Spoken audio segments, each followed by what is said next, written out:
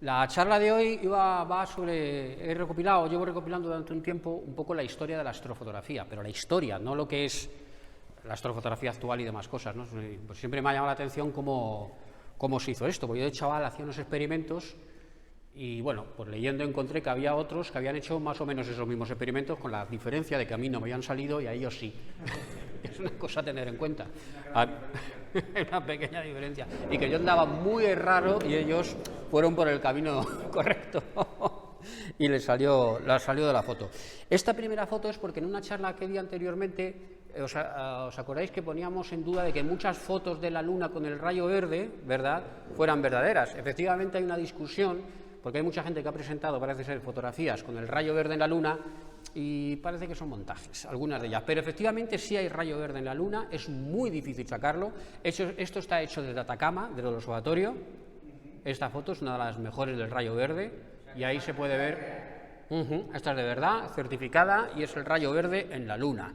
El rayo verde, ya sabéis, el Sol, sobre todo es en el Sol, cuando se va poniendo por el fenómeno de la refracción de la atmósfera, hay un momento en que la atmósfera te está haciendo de prisma, te está descomponiendo todos los colores, y como dentro de esos colores están los rojos, los amarillos, que se confunden ya con el ambiente porque hay rojos, amarillos y hay violetas, hay un color particularmente que es más llamativo, que es el verde. En el momentito en que ese prisma de alguna manera apunta hacia nosotros el color verde, es el momentito en el que vemos ese rayo verde.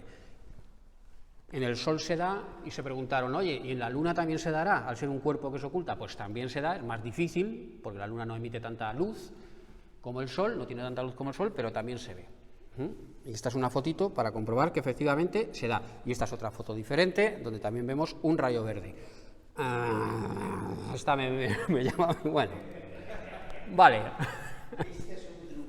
No lo sé si será trucado, pero esta me llama un poco más la atención. Claro, es que por eso digo que no sé.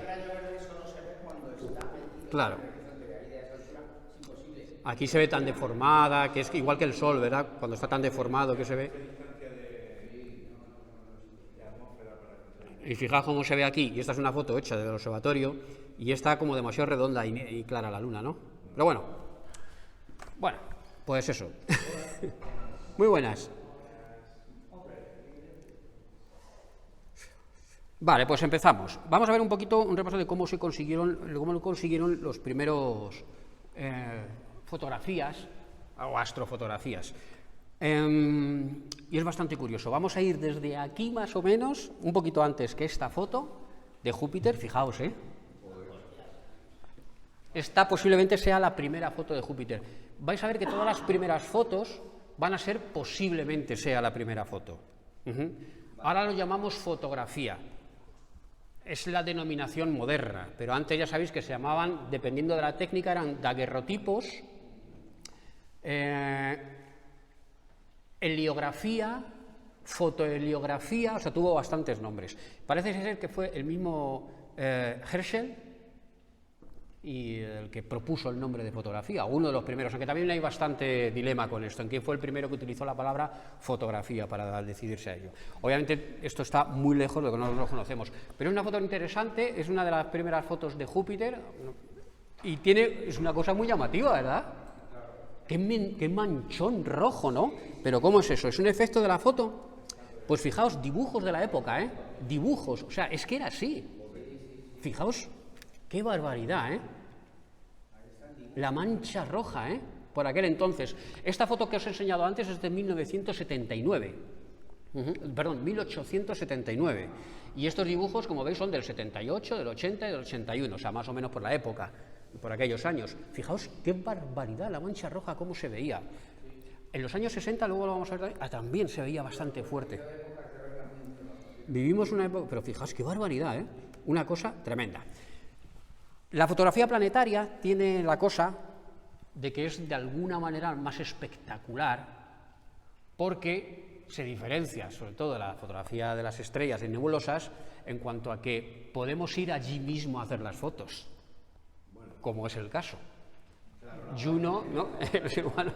Esta es la nave Juno, una fotografía del año 2019 en la cual se ve a Júpiter con la sombra de Io. Y claro, para esto hay que ir allí. Pero claro, hemos mandado sondas a todos los planetas, ya tenemos fotos de todos los planetas, y es una de las diferencias de la fotografía planetaria respecto de las fotografías de estrellas, nebulosas, galaxias, donde obviamente no podemos ir y todo lo que tomemos tiene que ser desde aquí, a mucha distancia. Entonces, bueno, esta no sería una foto, digamos, astronómica en el sentido de que no hay un telescopio ni nada, sino simplemente hay una cámara que ha hecho esta foto. Muy bien. Este es Tom Whitgott. Este se supone que es el señor que hizo las primeras fotografías del mundo. No se conserva ni una.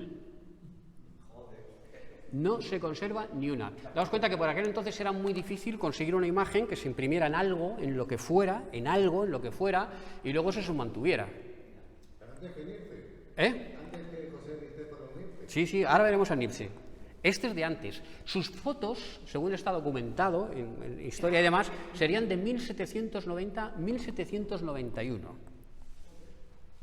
Ahí es nada. Pues fue uno de los primeros. Parece que anteriormente también se habían conseguido fijar imágenes en algunas superficies de alguna otra forma. Pero este señor es uno de los primeros documentados que consiguió hacer algo así. 1790-1791. O sea, si este señor hubiera tenido éxito y le hubiera dado por hacer fotos a personajes de la época, hubiéramos tenido una foto de Beethoven, que no tenemos ninguna foto de Beethoven, porque ese señor murió en 1820 y tantos.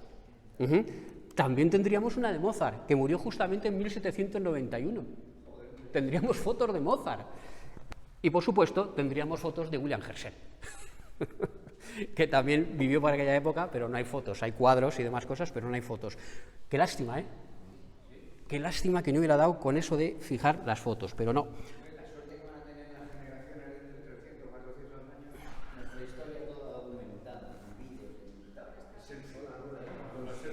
Lamentablemente, como os digo, no se conservan fotos de la época, no se conserva nada de aquella época. Por cierto, también añadí esta, tendríamos fotos de Carlos IV. Tendríamos fotos de Carlos IV. También, pero si a este hombre le hubiera ido bien, hubiera sido muy adelantado. Y aquí tenemos a Nipse. Este es el primer señor, tal vez, que hace una foto, ¿vale? Y que se conserve. Este señor empieza a hacer las primeras fotos, las empieza a hacer sobre placas en las que unta betún de Judea, que es una especie de cosa muy guarra, muy sucia, derivado del petróleo y demás cosas, donde consigue fijar fotos. Le va muy bien y se asocia con Daguerre, el famoso de los daguerrotipos. Se asocian entre los dos, ¿vale? Ya había hecho Nipse esta primera famosísima foto. Este es el original. Es una placa de metal untada con betún de Judea y es la famosa foto que nos enseña esta calle. Es esto de aquí, es esto de aquí, de alguna manera positivo, ¿vale?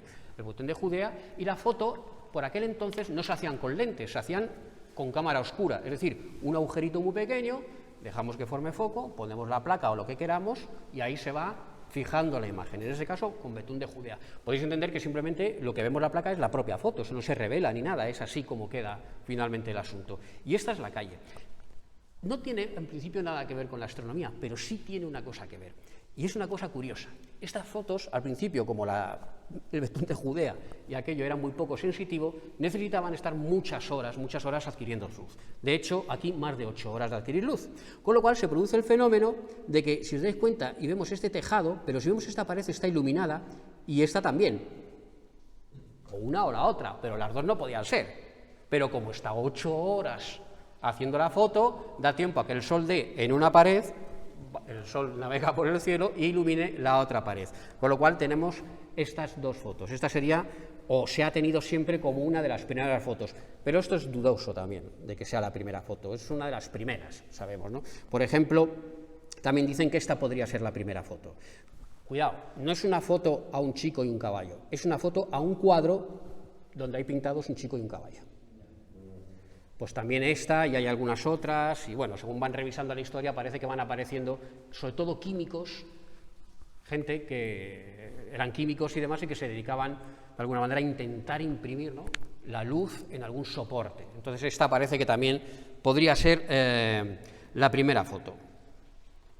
Vale, y esta es la famosísima primer daguerrotipo, ya con la técnica de Daguerre. La técnica de Daguerre era una técnica horrorosa, tan mala y tan horrorosa que, según cuentan, causó la muerte a Nietzsche. O sea, a este señor.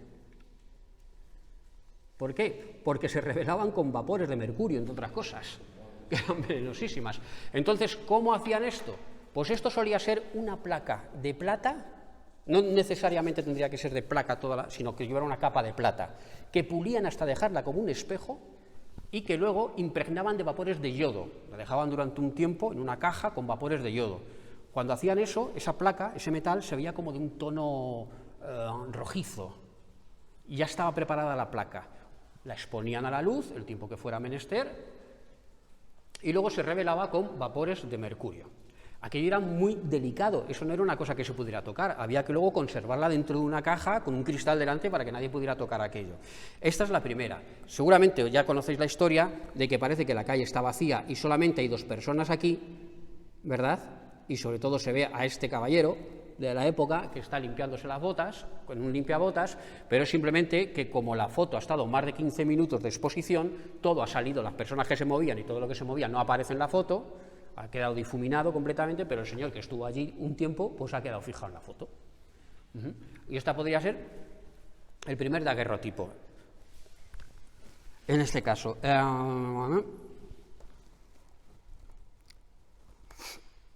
bien, tenemos que esperar un poquito más adelante, porque con los daguerrotipos no se podían, y tanto tiempo que se necesitaba y tan delicado que era un poquito complicado conseguir fotos de objetos celestes, que son muy débiles y demás, hasta que aparece este señor. Este señor era un químico, y era un tipo, pues bueno, este es Draper. Draper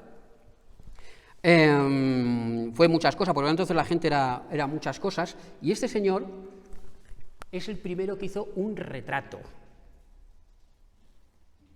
Es su hermana, y es una foto impresionante.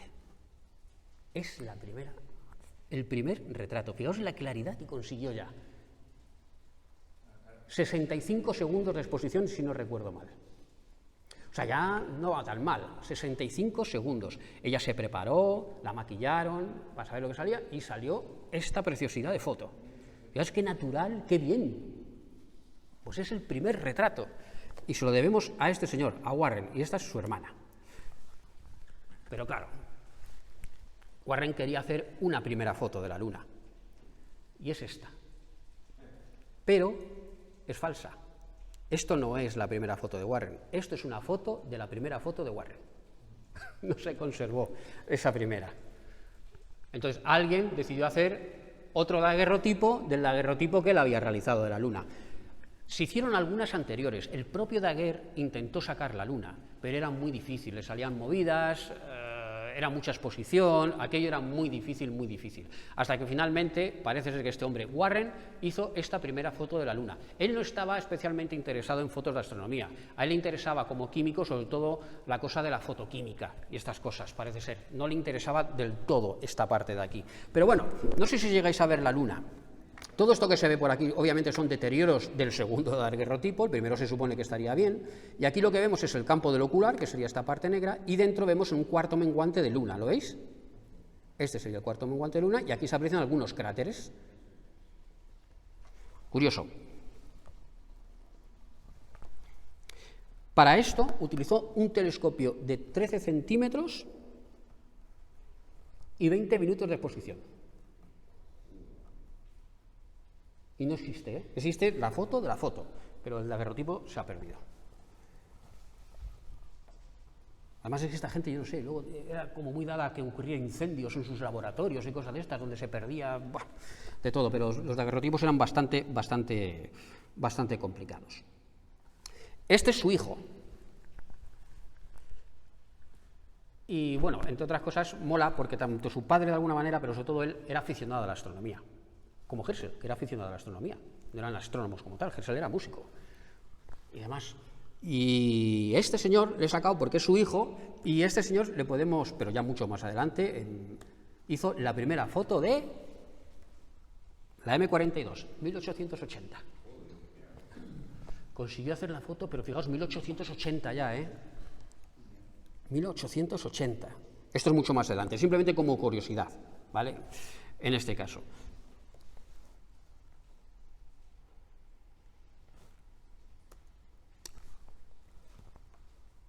Aquí tenemos a John Adams Whipple. Este sí que consiguió hacer ya fotos un poquito mejores. Y en 1851 aproximadamente, utilizando este telescopio de 33 centímetros de apertura, fijaos que complicado y demás, consigue esto. No es esta exactamente, porque esta es un poquito después, esta es de 1857, ¿vale? Pero no he encontrado la del 51, pero más o menos sería como esta. Aquí ya vemos otra cosa mejor, ¿verdad? Es un daguerrotipo, ¿eh? Y ya se ve, bueno, ya es otra cosita, ya se empiezan a ver cráteres, ya se empiezan a ver detalles y demás. 1851, ¿vale? Ahí lo tenéis. Fijaos cómo está de cuidado y demás, lo tienen en no sé qué institución de Reino Unido, guardado como oro en paño. Como veis, está detrás de un cristal para que no se toque, para que no se estropee y demás. Y esta foto, aparte de ya ser una buena foto de este hombre, tiene una cosa muy buena. Y es que la llevó a una exposición que se realizó en 1851 allá en Inglaterra, una exposición de esta. Y a esa exposición fue este señor. Este es el que más mola de todos. Aficionado a la astronomía, ¿eh? Este era aficionado a todo. Él había heredado una empresa de imprenta, con lo cual imprimían un montón de cosas y además editaban sus propios periódicos. Y no se le daba mal. Una de las cosas que este señor le enriqueció, y lo he traído para que lo veáis, es que inventó esto. El imprimir perfectamente los enveses de las cartas de juego. ¿Por qué era muy importante aquello? Porque si tenían diferencias, era fácil adivinar qué carta era. Tenían que conseguir que todas las cartas fueran iguales. Entonces consiguió un método de tintas y demás, de tal manera que todas las cartas que imprimían eran indistinguibles unas con las otras. ¿Vale? Entonces este señor inventó, o de alguna manera fue el que patentó la forma de conseguir hacer bien con tintas y demás esta parte de aquí de las cartas. ¿Eh? No, ese era... Este era Warren de la Rue, es como se llamaba este señor, y era un aficionado a la astronomía. ¿Por qué es importante, aparte de ser una buena foto, la otra foto? Porque este señor fue a esa exposición y vio aquella foto, y le pasó como a mí y como a otros, que cuando vimos que alguien ponía una foto, si te gusta la astronomía, ven, había una foto de la luna. A mí me pasó igual, cuando Manolo dejó una foto en un bar, y lo habéis visto mucho, con una luna fotografiada. Él venía, si te interesas a la astronomía, ven. Pues este le pasó algo parecido, vio aquella foto y le dejó fascinado. Él ya hacía sus pinitos en astronomía y demás cosas, incluso se llegó a construir telescopios. Se construía bastantes telescopios y se construyó uno bastante bueno. Antes de la fotografía hacía dibujos. Este es un dibujo de él y es perfecto. Era muy meticuloso, muy meticuloso. Obviamente Saturno, y lo he traído para que lo comparéis exactamente con el Stellarium, marcando ese mismo momento. Daos cuenta.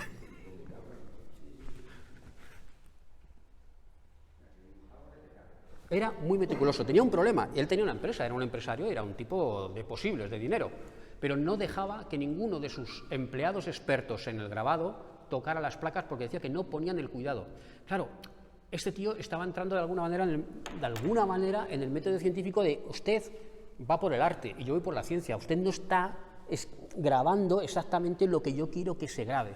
Inventó métodos para medir exactamente lo que veía, o sea, hizo un montón de cosas. Como veis, esta imagen está con una escala, ¿lo veis? Se procuraba escalas, inventó oculares con escalas, o sea, hizo ya un montón de cosas, ¿no? Obviamente los telescopios ya existían de hace un tiempo, y él se construyó un telescopio de 33 centímetros, un espejito de 36 centímetros y a f10, más o menos.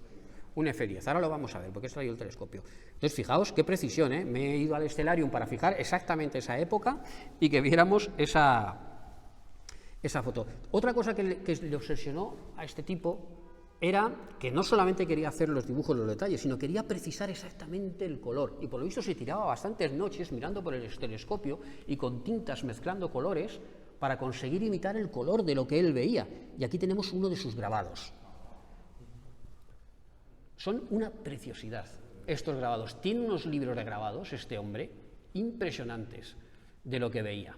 Entonces, se preocupaba de todos los detalles. Ujú.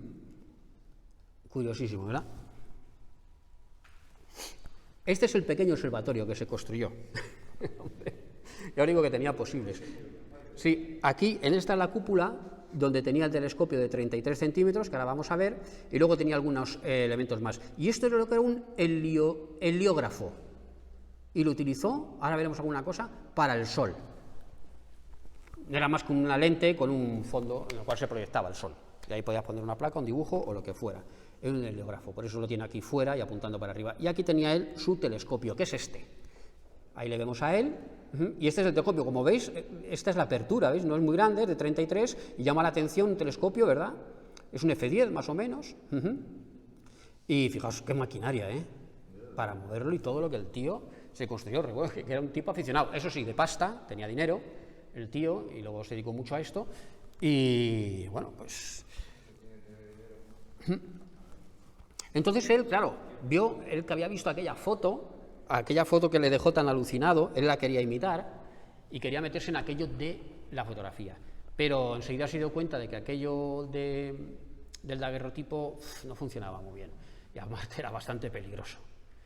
Entonces había que buscar otra manera para hacerlo. Este es el detalle del telescopio, montado, visto así, ¿verdad?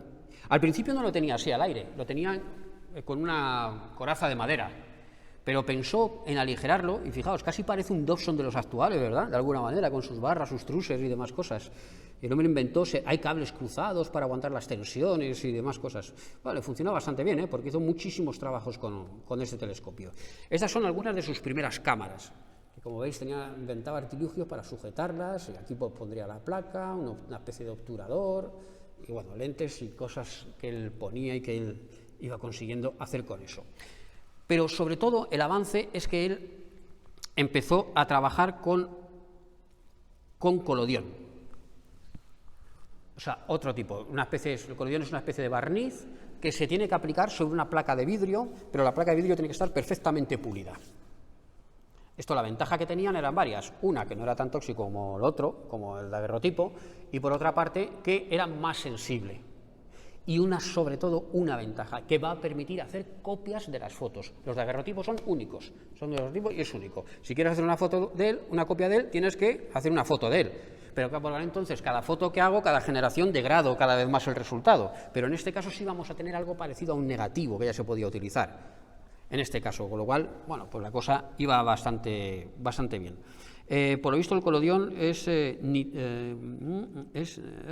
sé, no lo tengo por aquí, me lo había apuntado qué compuesto era, pero no recuerdo. El caso es que era colodión que luego se sensibilizaba con nitrato de plata, que era lo que nos iba a dar. O sea, estaba muy cercana a la fotografía que luego vendría la fotografía química, ¿verdad? Y demás. Bueno, pues estas son algunas de sus primeras fotos, con el colodión.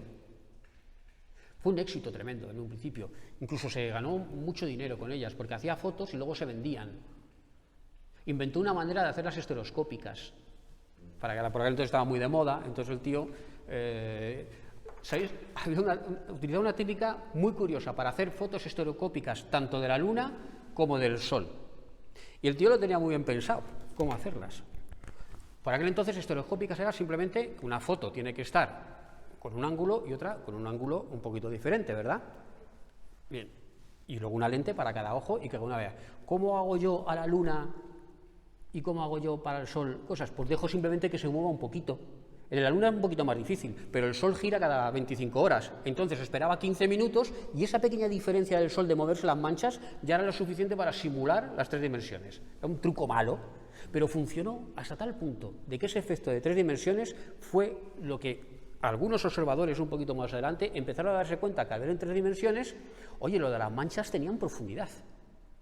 Empezaron a darse cuenta simplemente por eso. Ya sabéis que luego hay un efecto, que las manchas solares, según se van acercando a los bordes, se va viendo como uno de los bordes se hace más fino y otro más grueso, porque realmente son cosas que están deprimidas en la superficie del Sol. Un día hablaremos de ello.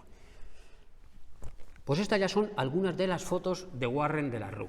Pero fijaos, el tío ya empieza, claro, dice, no, quiero más y quiero más. Empieza a hacer fotos, obviamente lo primero pues de las fases. Una vez que va cogiendo el truco, él ya va haciendo fotos pues bastante chulas, ya con una calidad bastante buenas. Muchas ya os digo que las vende, se venden en muchos sitios, las exporta a muchos sitios y demás. Y ya empieza a haber bastante más gente que las va a empezar a hacer.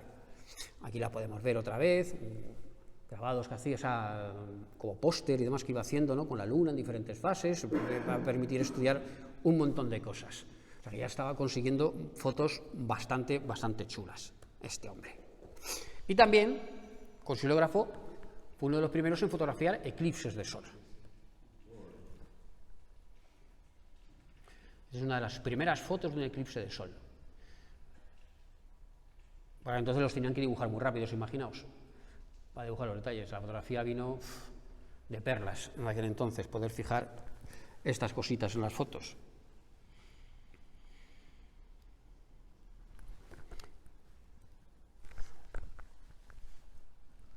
Esto es otra foto, en este caso, del Sol, una heliografía de 1861. Todavía estamos muy lejos, en 1861, ya se aprecian manchas en el Sol.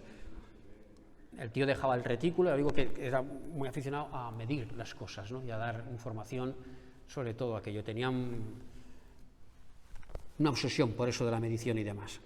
Aquí vemos otra foto de un eclipse parcial, esta ya mola, esta es muy parecida, verás que las manchas ya salen como las vemos ahora. ¿No das cuenta, verdad?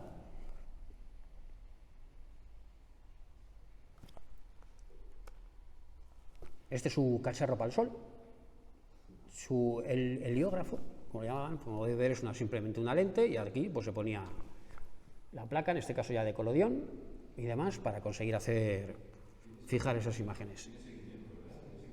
Sí, estos ya tenían seguimiento, el seguimiento ya existía desde hace tiempo. Cuentan la historia de ese tipo y la de algunos de ellos, claro, es muy curiosa, porque muchas veces no les funcionaba el seguimiento, y era horroroso, porque esto era a base de cuerda y de muelles y demás, y muchas veces pues las temperaturas, el otro, pues no les venía a funcionar bastante bien, pero cuando les funcionaba pues bastante bien. Este caso en una montura alemana, igual que ahora, vamos, no ha cambiado obviamente, nada más que ahora vamos con electricidad y hombre, pues iban con otros mecanismos, pero eran finos, para conseguir esto. También utilizaban obviamente una especie de variador de frecuencia para acelerar o decelerar el telescopio en función de las irregularidades que las coronas dentadas tuvieran. Pues a veces el seguimiento, cuando lo quieres muy fino, aunque fotografiando el Sol y la Luna no lo vas a notar mucho, pero como las exposiciones todavía eran bastante largas, pues era bastante difícil. Y cuando intentaron ya algunos, incluso él mismo, Warren, intentó hacer alguna foto a Júpiter, pero no salían. Joder, es que, claro, no es lo mismo la Luna con su magnitud y su brillo que Júpiter. Júpiter era muy difícil. Consiguió alguna cosa, pero en la placa le medía aproximadamente 1 milímetro de imagen de Júpiter. O sea, no valía, no había detalle, no conseguía prácticamente ningún resultado. Y tardó bastante la primera fotografía de Júpiter, que ahora veremos, bueno, que lo he enseñado ya antes, tardó bastante más en llegar, hasta que se consiguió ya una película bastante más sensible. Otra cosa curiosa de este hombre, de Warren, es que le encargaron que reprodujera las lentes de Huygens. Este grabado lo habéis visto seguramente en algún sitio. Si habéis visto alguna vez algún libro de astronomía o demás, lo habéis visto. Las lentes de Huygens, que se llamaban así, y le pidieron, ya era muy bueno, le pidieron, oiga, usted es uno de los mejores y demás, tiene que, por favor, hacer una reproducción de una lente de Huygens. Y la queremos poner en el parque tal, para que se vea. ¿Qué es una lente de Huygens? Por aquel entonces las lentes, pues, tenían bastantes aberraciones, en el tiempo de Huygens, o sea, 100 y pico años antes incluso que tenían bastantes aberraciones, sobre todo la cromática, y sobre todo para ver planetas, algunas cosas, la aberración cromática molesta mucho en las lentes. Una de las formas de conseguir eliminar la aberración cromática es hacer focales largas, pero largas de 30 metros de focal. Entonces, eran enormes. Entonces, claro, no podían hacer un tubo más o menos como este, que era de una lente de unos 30 centímetros, eran lentes de unos 30 centímetros y de 30 metros de focal, que tubo hay que no se doble y demás. Entonces no utilizaban tubo, sino que la lente se colgaba en algún sitio y tú te ponías más o menos donde estaba la lente. Se utilizaban cordones, como podéis ver, ese tipo de cordones, para más o menos tener una línea recta y mantener una distancia y demás, y esto era la famosa. Pues él consiguió reproducir una de estas, que se habían utilizado antaño y demás. Se habían pensado cosas muy fantásticas, como hacer torres con diferentes plantas y en cada planta poner una lente, de tal manera que depende de cada una tenía ya una altitud diferente, entonces podía ver a esta altura, diferentes objetos, ¿no? Luego tú te ibas moviendo para un sitio y para otro, y bueno, pues él fue capaz, como veis aquí, experimentos con diferentes lentes de Huygens, fijaos qué barbaridad de longitud, para conseguir eliminar todas esas aberraciones. Era un gran problema.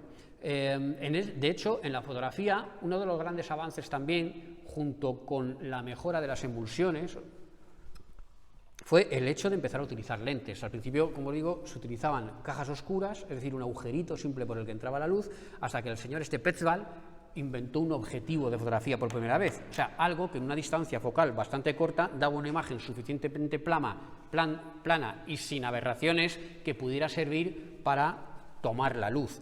Y la ventaja de la lente respecto al agujerito es que el agujerito es una cosa muy chiquitita por la que entra muy poquita luz y la lente ya tenía una apertura, ya entraba bastante luz. Así que la invención también de ese objetivo también vino bastante bien para lo que es la fotografía de calle. Claro, para la astronomía no, porque la distancia focal era muy cortita, con eso no podía sacar una luna con cráteres. Pero las distancias focales eran cortitas, ahí hubo que utilizar sobre todo telescopios reflectores. Bueno, y esta es, como os digo ya, la primera foto posiblemente que se conserve de Júpiter. Es de 1790 esto ya. O sea, ya han pasado 40 años desde las primeras fotos de la Luna, para conseguir por fin fijar. Ya lo habían intentado muchos, 1890, sí, me estoy liando con la fecha, 1890. O sea, 100 años desde que se supone que se inventó la primera fotografía, desde que se hicieron las primeras fotografías, que no se conserva ninguna, y unos 40 años desde que se hizo la primera foto a la Luna. A la Luna era más o menos fácil, tiene mucha luz, pero Júpiter ya es bastante complicado. Pues esta sería la primera. Fijaos la mancha. Estas son fotos de 1960 aproximadamente, del 65. ¿Qué lo dice Manolo? Simplemente por comparar lo de la mancha. Es que ahora lo vemos, ahora mucha gente no se cree que será la mancha roja. Esto es la mancha roja en 1960. O sea, ahora no vemos nada. Ahora no vemos nada. Lo vemos todo muy, muy clarito. O sea, no tiene mucha... Pero bueno. Y esta ya es una foto de 1911, de Júpiter. Ya, esto es otra cosa. Esto yo no me sale así. Yo no tengo un equipo ni de coña, voy a enseñar alguna, pero a mí no me salen así, en las fotos de Júpiter. Sí, se ve ahí. Pero de todas maneras es curioso, esa distribución de bandas, ¿verdad? Es curiosa. Es curiosa, ¿verdad? No es la que estamos, pero sí se ve la mancha todavía grande, ¿verdad? Esa mancha grande que hemos perdido. Sí, llegó a sumergirse y demás y desapareció prácticamente. Y bueno, esta es la primera foto que es del Pioneer, en este caso que se hizo a Júpiter. Fijaos, ya es una nave espacial que llega allí, pero la calidad de la foto todavía no es muy buena. No tanto obviamente por los aparatos de fotografía, que ya eran bastante buenos en esa época, en el 70 y tantos, eran bastante buenos, sino por la dificultad de la transmisión de la imagen desde Saturno hasta la Tierra. De Júpiter hasta la Tierra, que eso ya era bastante complicado. Entonces se enviaba lo que se podía, y con los métodos más o menos que se podía. Y esta sería la primera foto aquí. Y esta es la primera foto de la Tierra, hecha por el Sputnik. Otra foto a un planeta, claro. Sí, parece que llevaba una camarita y es la primera, o por lo menos eso he leído, que luego estas cosas... Porque luego vienen otros sitios y dicen, no es la primera porque fue desde un Vanguard que se hizo, que no sé qué, no sé cuántos, y es la... Digo, bueno, cada vez es una cosa, luego ves otros sitios y dicen, no, porque no. Digo, por lo que yo he encontrado, y yo he encontrado siempre, en la historia de la fotografía, unos les dicen a otros, no, la tuya no es la primera, porque la primera era de Menganito, pues no, porque él hizo otra y tal. Parece que había mucha gente a la vez trabajando en cosas de este tipo, y bueno. Por cierto, lo de Daguerre, parece ser que incluso lo de Daguerre, según me comentaban, consiguió más fama que otros porque el Estado francés puso pasta para que eso se fuera así. O sea, había mucha gente ya haciendo fotos, intentos de fotos y demás, y dijeron, no, la grandeur francesa, vamos a poner aquí pasta para promocionar a un francés en esto y ganar a otros. Y parece ser que ahí hubo alguna cosita. Y esta es la primera foto que se consiguió del Sol en donde se ve el granulado. Estas ya son esta es de 1700, de 1800...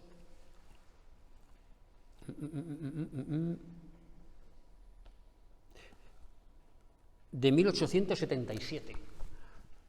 Es esta foto. Claro, pero el Sol tiene la ventaja, como digo, que brilla mucho. O sea, su problema siempre era la cantidad de luz que La óptica no era un problema, ya telescopios buenos tenía.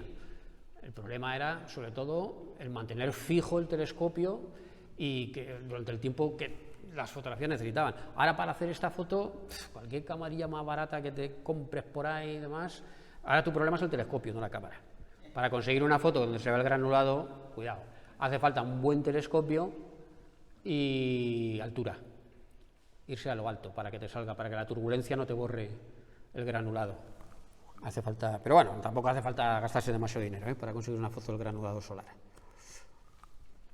La primera foto de un cometa es el cometa Tebut y está hecha en 1881.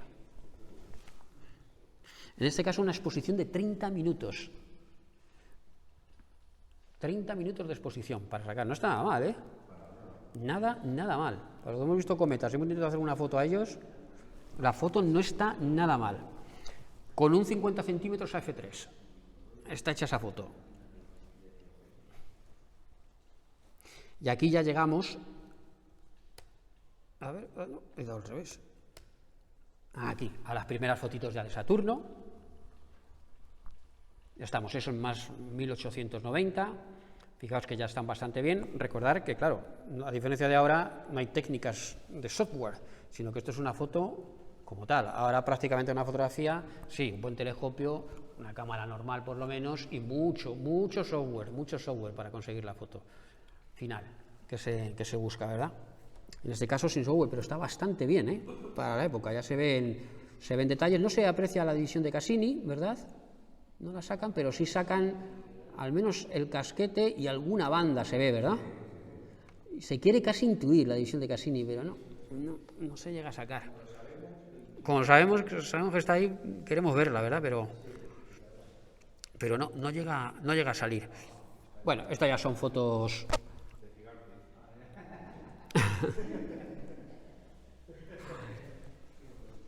Estas ya son fotos, bueno, pues ya de casi 1900, alrededor de 1900, ya se ve que la cosa ha ido mejorando mucho y a partir de aquí ya empieza a ser una carrera de locos. Ya se empiezan a sacar muchas fotos muy interesantes, consiguen finalmente lo que es la película química como la conocemos, con el nitrato de plata, ¿es, no? Lo que lleva la película, ¿qué llevaba?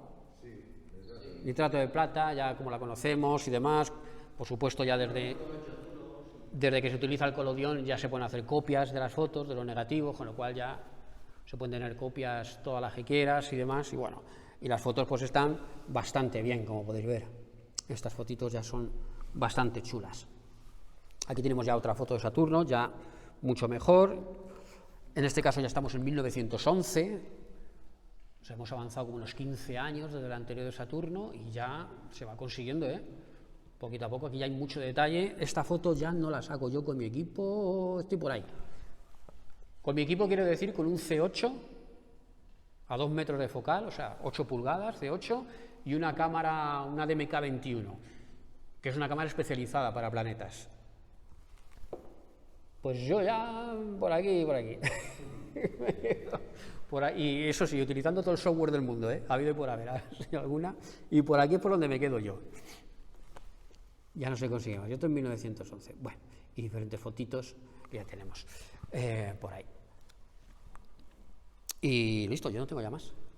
Las hago cortitas, las estas. Como cosa curiosa, el Warren de la Rue tiene obviamente un cráter en la Luna a su nombre. Porque el hombre se lo merecía. Sí, es que claro, ya sabes que cuando hacen uno y los demás lo tienen, luego es el Warren B, Warren C, Warren tal, y van poniendo nombres así del mismo cráter y demás, y diferentes, y en este caso de la Rue, bueno, no Warren, sino de la Rue, que es el tal. De la Rue. Como cosa curiosa, este hombre de la Rue, que ya os digo que fue un astrónomo aficionado,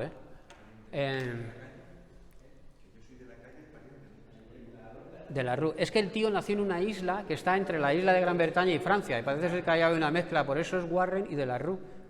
Entiendo que debe ser por eso, que se llama la atención, ¿verdad? El de la Rue, de la calle, es una cosa. Pues fijaos, este hombre que hacía sus pinitos allá por los 1860, ¿no? 1850, 60, 70 y por ahí, vivía en Londres. Vivía en Londres, era entonces. Y se construyó un observatorio, pero tuvo que irse en Londres. Y escribe que para huir de la polución lumínica. En 1850 ya.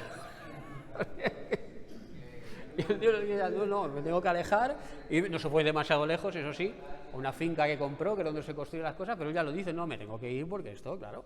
Y eso que él todavía no hacía fotografía a cielo oscuro, pero claro, le gustaba mirar por el telescopio también y hacía los dibujos. Y dice, no, quita, me voy de aquí, que aquí hay mucha contaminación lumínica y esto... cuidado. Entonces... Sí, se supone que, claro...